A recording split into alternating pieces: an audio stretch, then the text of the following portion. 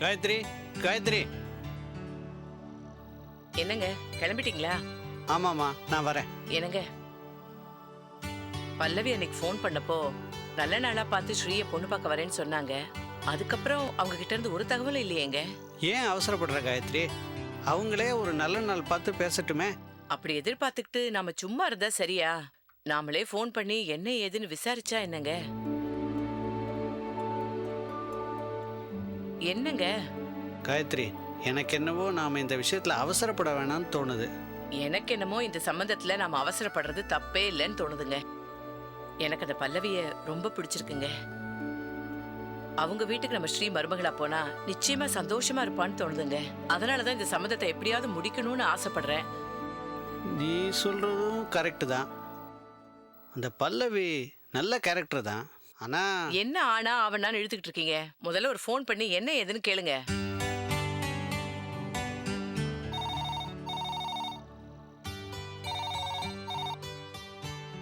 Hello hello, நான் பல்லவி பேசுறேங்க. இப்பதான் காயத்ரி உங்களை பத்தி பேசிக்கிட்டு இருந்தா. யாருங்க? பல்லவியா? ஆமா, ஒரு நிமிஷம்.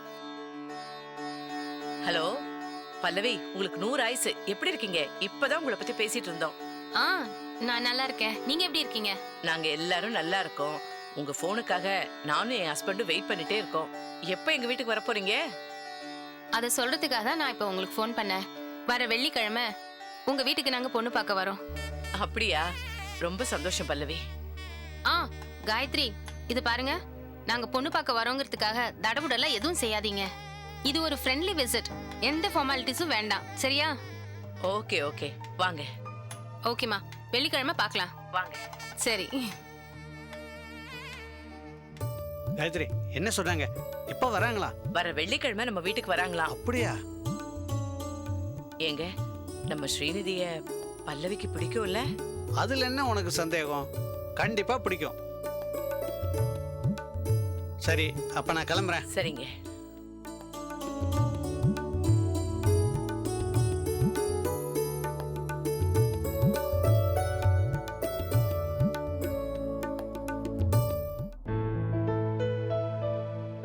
Good morning Karthi. மார்னிங்ப்பா. ஆமா, நேத்து நைட் வரதுக்கு ரொம்ப லேட் ஆயிடுச்சா? கொற்ற மழையில எங்க போயிருந்த நீ? அது நேத்து பெஞ்ச மழையில குப்பத்துல ஒரு குடிசை இடிஞ்சு விழுந்துருச்சு. ஒரு வயசான பெரியவருக்கு பலத்த காயம் ஆயிடுச்சுப்பா. அவர் ஹாஸ்பிட்டல்ல சேர்த்துட்டு வந்தேன், அதான் லேட் ஆயிடுச்சு. சரி, இப்ப எங்க கிளம்பிட்டு இருக்க? ஹாஸ்பிட்டல்ல போய் அந்த பெரியவர் எப்படி இருக்காருன்னு பார்க்கணும். குட். எனக்கு ஒரு 5 நிமிஷம் ஒதுக்க முடியுமா? உங்ககிட்ட ஒரு முக்கியமான விஷயம் பேசணும். என்னப்பா இது? என்கிட்ட போய் டைம் கேட்டுட்டு சொல்லுங்கப்பா. எல்லாம் சந்தோஷமான விஷயம் தான்டா. உங்க அம்மா ஸ்ரீநிதியோட அம்மாவை பார்த்து பேசினாளா? ஷாப்பிங் போன இடத்துல அவங்கள தற்செயலா பார்த்திருக்கா. அச்சோ, பப்ளிக் பிளேஸ் கூட பார்க்காம அம்மா கூட சண்டைக்கு போயிருந்திருப்பாங்களேப்பா. டேய், நான் தான் ஆரம்பத்திலே சந்தோஷமான விஷயம் சொன்னேனே. சண்டைக்கு போனா சந்தோஷமான விஷயமா? ஆமா, எனக்கு ஒன்றும் புரியலப்பா. கொஞ்சம் டீட்டெயிலா சொல்லுங்க. டே கார்த்திக், பல்லவிய பார்த்துட்டு ஸ்ரீநிதியோட அம்மா தானா வந்து பேசினாங்களா? அம்மாவும் நானும் அன்னைக்கு அவங்க வீட்டுக்கு போனப்போ மரியாதை இல்லாம நடந்துகிட்டதுக்காக ரொம்ப வருத்தப்பட்டாங்களா? மன்னிப்பு கூட கேட்டாங்களா?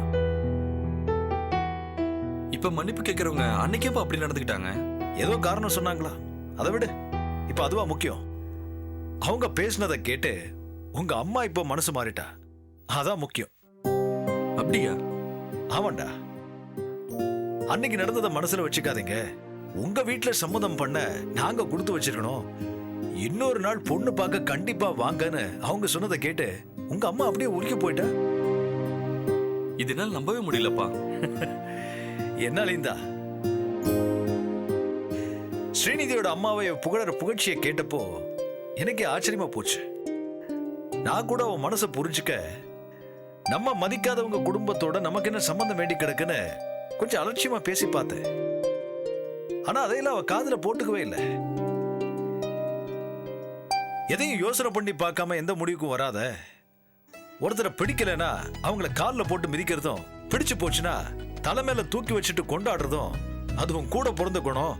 அதை மாத்திக்கன்னு சொன்னேன். நீ விருப்பப்பட்ட பொண்ணை பார்ப்போம். பொண்ணை பார்த்ததுக்கு அப்புறம் ஒரு முடிவுக்கு வா.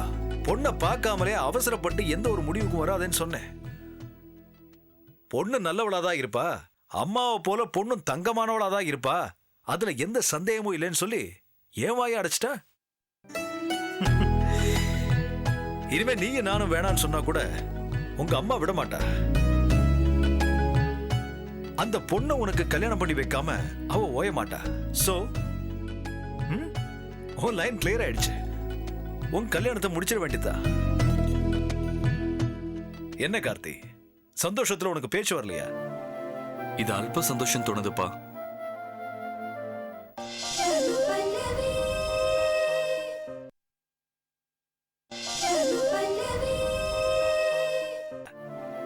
இது அல்ப சந்தோஷம் தோணுதுப்பா. ஆமாப்பா, பொண்ணு யாருங்க தெரியாம அம்மா இப்படிலாம் சொல்லியிருக்காங்க. பொண்ணு ஸ்ரீநிதின்னு தெரிஞ்சா அவங்க போக்கு, குணம், பேச்சு எல்லாமே மாறிடும்பா. நான் அப்படி நினைக்கலடா. ஸ்ரீநிதியோட அம்மா மேல உங்க அம்மா எவ்வளவு கோபமா இருந்தா, ஆனா அவங்கள சந்திச்சு பேசினதுக்கு அப்புறம் எவ்வளவு மாறிட்டா. அதே மாதிரி ஸ்ரீநிதியும் ஒரு தடவை பார்த்து பேசிட்டா போதும். அப்புறம் ஸ்ரீநிதி மாதிரி ஒரு பொண்ணு இந்த உலகத்திலே இல்லைன்னு சொல்ல ஆரம்பிச்சிருவா. அது உங்க கற்பனைப்பா, எனக்கு நம்பிக்கை கிடையாது. ஸ்ரீநிதியை பார்த்தா அவங்க வெறுப்பு அதிகமாகுமே தவிர கண்டிப்பா குறையாது. டேய், இப்படி அவநம்பிக்கையோட பேசினா எதையுமே சாதிக்க முடியாதுடா. எனக்கு நம்பிக்கை இருக்கு. பல்லவி கண்டிப்பா ஸ்ரீநிதியை ஏத்துப்பா. அப்படி இல்லைனாலும் என்னால அவளை கன்வின்ஸ் பண்ண முடியும்டா. உங்களுக்கு நம்பிக்கை இருந்தா சரிப்பா. நான் இப்ப என்னப்பா பண்ணணும்? வர வெள்ளிக்கிழமை அன்னைக்கு பொண்ணு பார்க்க போறதுக்கு ஏற்பாடு பண்ணியாச்சு. உங்க அம்மாவை பொறுத்த வரைக்கும் இது சுந்தரம் மூலமா வந்திருக்கிற அலையன்ஸ். அதனால உன்னை கன்வின்ஸ் பண்ணி பொண்ணு பார்க்க கூட்டிட்டு வரணும்னு அவ என்கிட்ட சொல்லிருக்கா. பொண்ணு பார்க்கவா? அங்க என்ன நடக்கும் நினைச்சாவே எனக்கு ரொம்ப பயமா இருக்குப்பா. கார்த்தி, ஒண்ணு புரிஞ்சுக்க.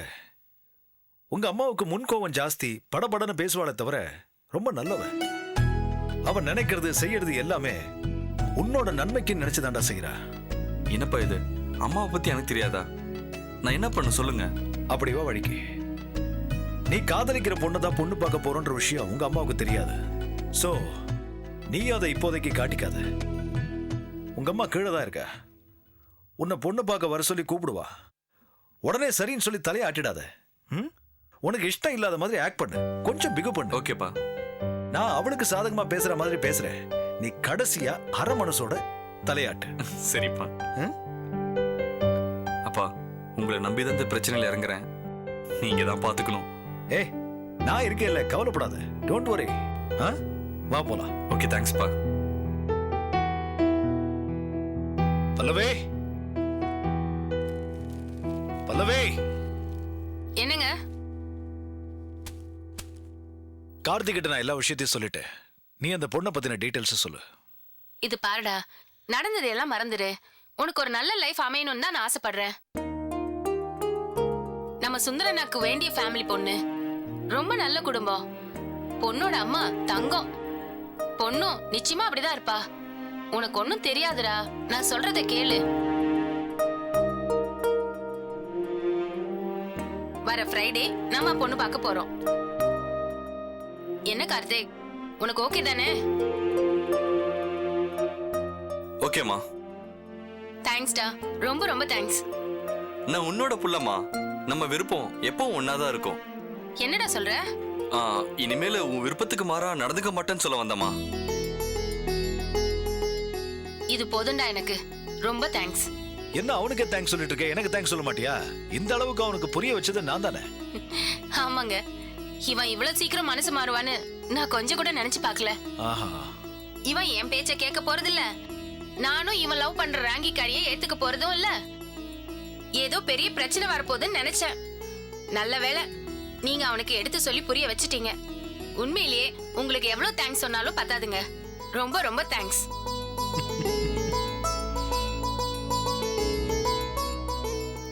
அப்பா, எனக்கு நிறைய வேலை இருக்குங்க. பொண்ணு பார்க்க போற அன்னைக்கு சுந்தரனாவை மறக்காம கூப்பிட்டுருங்க. சரி பல்லவி. இது பாருங்க, ஒர்க் டென்ஷன்ல மறந்துடாதீங்க, சொல்லிட்டேன். நான் எப்படி கூப்பிடாம இருப்பேன்? கண்டிப்பா கூப்பிடுறேன். அம்மா, வேற யாரையெல்லாம் கூப்பிடலாம்? நம்ம பொண்ணு பார்க்க தானமா போறோம். எதுக்கு தேவையில்லாம எல்லாரையும் கூப்பிட்டுக்கிட்டு? நம்ம ஃபேமிலி வரைக்கும் போய் பார்த்துட்டு வந்துடலாமே. இல்லம்மா, இருந்தாலும் வேண்டப்பட்டவங்களை கூப்பிடலன்னா நல்லா இருக்காதுமா. நம்ம அணுவை கூப்பிட்டுடலாம்.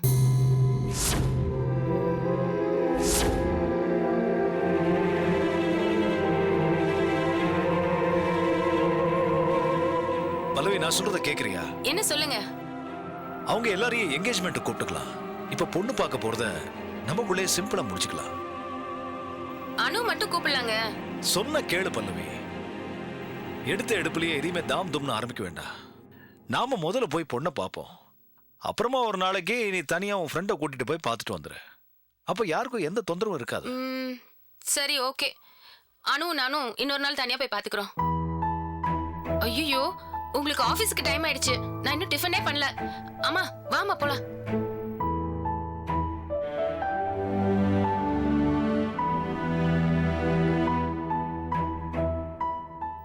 இப்ப கூட எனக்கு திக்கு திக்குன்னு இருக்குப்பா. என்னடா நீ இப்படி பயப்படுற? கவலைப்படாத, சமாளிக்கலாம்.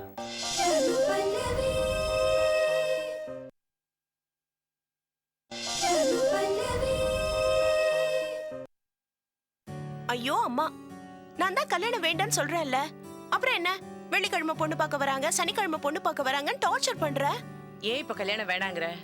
நான் கல்யாணம் வேண்டான்னு சொல்லல, இப்போதைக்கு ஒன்னும் அவசரம் இல்லைன்னு தானே சொல்றேன். ஸ்ரீநிதி, எப்பவும் விருப்பத்துக்கு மதிப்பு கொடுக்குறவன் நான். ஆனா இப்ப நீ சொல்றத என்னால கூட ஏத்துக்க முடியல. நல்ல வரன் தேடி வந்திருக்கும் போது அதையும் காரணம் இல்லாம மறுக்கணும். அப்பா ப்ளீஸ் பா, என்ன வற்புறுத்தாதீங்க. என்னம்மா இங்க பாருங்க, இவகிட்ட எதுக்குங்க பேச்ச கொடுத்துட்டு இருக்கீங்க? இவ பேச்ச எதுக்கு நாம கேட்கணும்? நம்ம பேச்ச இவ கேக்குறாளா? இத பாரு ஸ்ரீநிதி, உனக்கு கல்யாணம் பண்றதுன்னு நாங்க முடிவு பண்ணிட்டோம். அம்மா. என்னம்மா? இல்லடா, ஸ்ரீநிதிக்கு ஒரு நல்ல வரன் வந்திருக்கு. வெள்ளிக்கிழமை மாப்பிள்ளை வீட்டுக்காரங்க பொண்ணு பார்க்க வரேன்னு சொல்றாங்க. இவ என்னமோ இப்ப கல்யாணம் வேண்டாம் அது இதுன்னு ஏதோ உளறிட்டு இருக்கா. ஸ்ரீநிதி, நல்ல வரன் வரும்போது எதுக்காக தட்டி கழிக்கணும்? ஆமா, எல்லாருமா என்ன மூட்டை கட்டி அனுப்புறதுலயே குறியாருங்க. ஏன் ஃபீலிங்ஸை யாருமே புரிஞ்சுக்காதீங்க. அங்கிள், ஆண்டி, நான் உன்னை சொன்னா தப்பா எடுத்துக்க மாட்டீங்களே? சொல்லு பிரேம். நீ தாண்டா. டேய் சொல்ற, உன்னை யாரா தப்பா எடுத்துக்க போறா? ஸ்ரீநிதிக்கு இப்போ மேரேஜில் விருப்பம் இல்லாதப்போ அவங்கள வற்புறுத்துறது எனக்கு ரொம்ப சரியா படலை.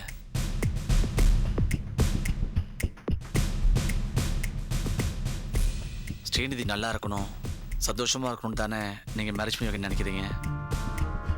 ஆனால் அவங்க அதில் எந்த வித சந்தோஷமும் இல்லைன்னு அவங்களே நினைக்கிறப்போ நாம் அவங்கள பிடிவாதப்படுத்துறது நியாயமாக படலை. என்ன பிரேம் நீ இப்படி சொல்ற? சாரி ஆண்டி, நான் எதோ மனசில் பட்டதா சொன்னேன், தப்பாக இருந்தால் மன்னிச்சிங்க. நீங்க எதுக்கு மன்னிப்பு கேக்குறீங்க பிரேம்? என் மனச நீங்களாவது புரிஞ்சுக்கிட்டீங்களே, ரொம்ப தேங்க்ஸ். இத பாருங்க, உங்க எல்லாருக்கும் நான் முடிவா சொல்றேன். கல்யாணம் பண்ணிக்க சொல்லி என்னை இந்த மாதிரி ஃபோர்ஸ் பண்ணீங்கன்னா அவ்வளவுதான். லெட்டர் எழுதி வச்சுட்டு நான் பாட்டுக்கு எங்கேயாவது ஓடி போயிடுவேன். ஏய் ஸ்ரீ, என்ன பேசுற? தனியாதான்.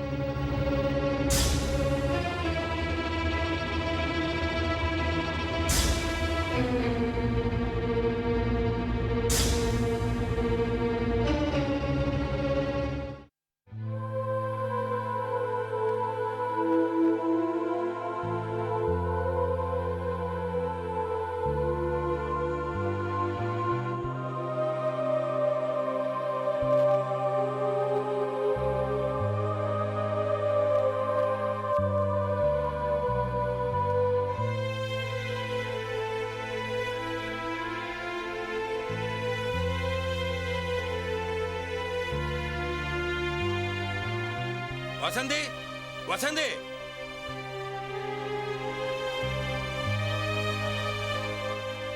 என்னங்க இப்ப என்ன நடந்து போச்சுன்னு உங்க ரெண்டு பேரும் இப்படி மூஞ்சியை தூக்கி வச்சுக்கிட்டு இருக்காங்க? இன்னும் என்னப்பா நடக்கணும்? பெத்த பிள்ளைங்க வாழ்க்கையை சீரழிச்சு ஆளுக்கு ஒரு மூலையில் உட்கார வச்சிருக்கீங்க. இதுக்கு மேல என்ன நடக்கணும்? ரொம்ப ஓவரா பேசாத. உங்க ரெண்டு பேருக்கு இதை விட நல்ல வரணும் என்னால கொண்டு வந்து நிறுத்த முடியும். உங்களால நல்ல வரனை கொண்டு வர முடியும்பா, ஆனா மனசுக்கு பிடிச்ச வரனை கொண்டு வர முடியுமா?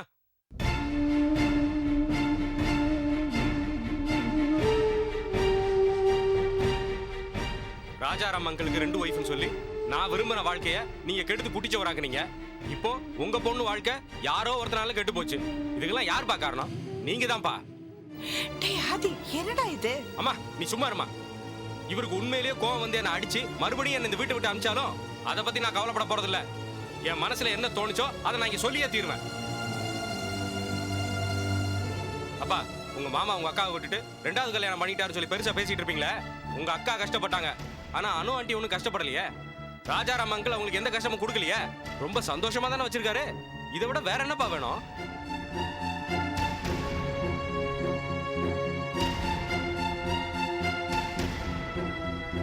தேவையில்லாத ஒரு காரணத்தை ஊதி பெருசாக்கி என்னோட என்கேஜ்மெண்ட் நிறுத்திட்டீங்க. அதுக்கு கை மேல பலன் தங்கச்சியோட என்கேஜ்மெண்ட் நின்னு போச்சு.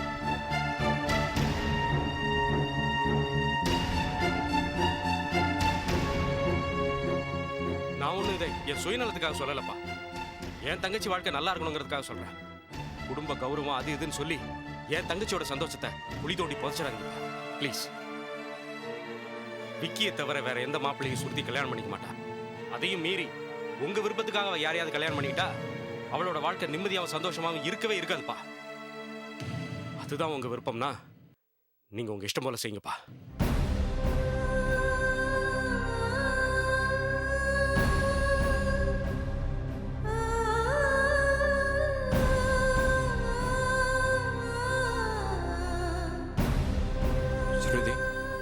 சாரிப்பா.